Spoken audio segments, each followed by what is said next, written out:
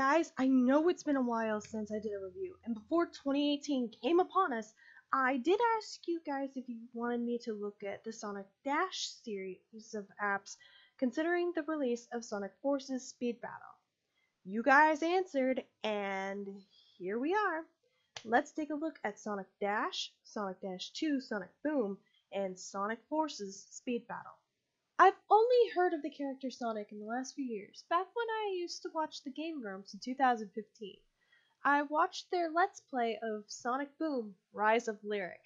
Yeah, not a good game to introduce newcomers to Sonic with. Considering my lack of knowledge to the Sonic franchise, it will be interesting to see how I will look into these three games. Even with my lack of knowledge, will I be able to consider these apps fun? Well, let's dive in.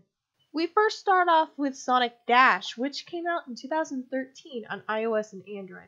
At first glance, it looks like a skin of Temple Run, which was really popular mobile game when I was in high school. Fortunately, it has its own flavor to make it not a copy of Temple Run. There are two bosses to this game. Eggman, which, come on, I could tell that was obvious based on my limited knowledge, and Zaz from Sonic Lost World. Never owned a Wii U, so never played the game, but I like Zaz's design. In each stage that you play, there are special power-ups to pick up as you run, enemies to defeat, and rings to collect.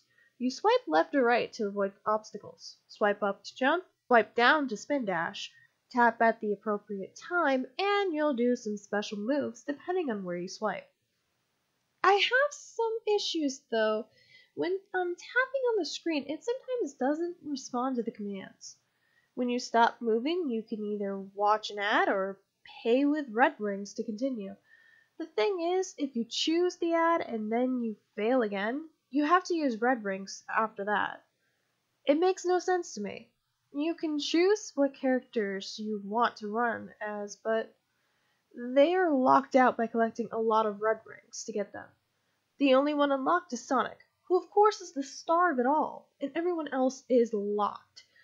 Clever way to play more of the game, but I don't think a lot of people would like to play 3 hours in this game as Sonic if they want someone like Tails or Amy.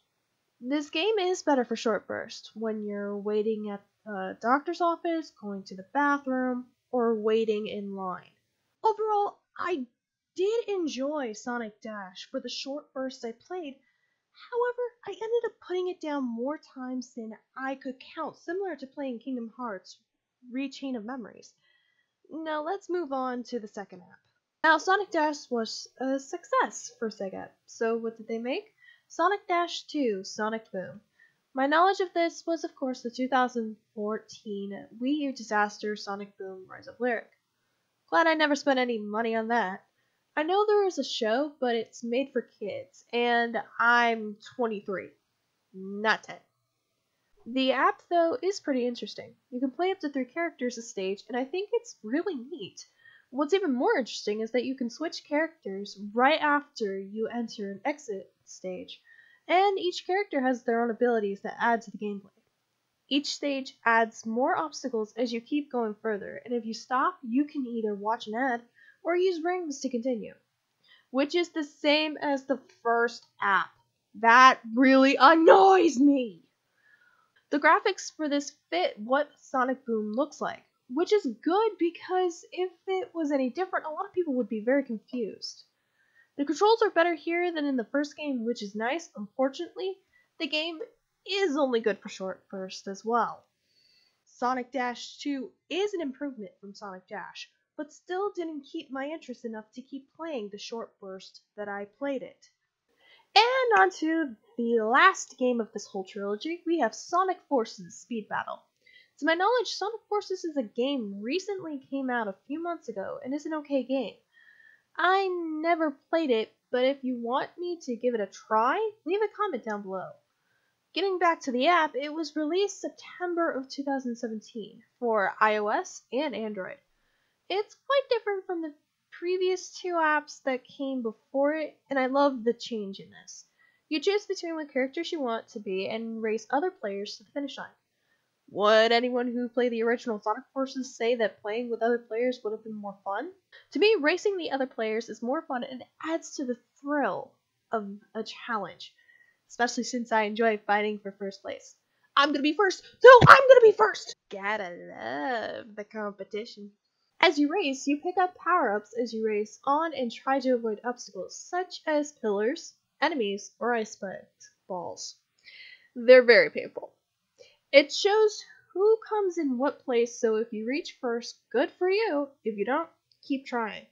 Each time you complete a race, you get a treasure chest. And you never know what's inside it. As I've said before, this game is for short bursts, but I wouldn't mind coming back to this one because I want to see if I can beat the other players and get better overall with this one. I'm thrilled you guys wanted me to look into this. Overall, the three apps are not bad, but I have to say that I prefer Sonic Forces Speed Battle over the other two, only because it adds more players in the mix, and it makes you want to go back for more when you're in the mood for a short burst app. Thank you guys so much for watching this. This is my biggest review to date, and if you guys have any suggestions or if I've left anything out in this review, leave a comment down below, and I will see you all next time.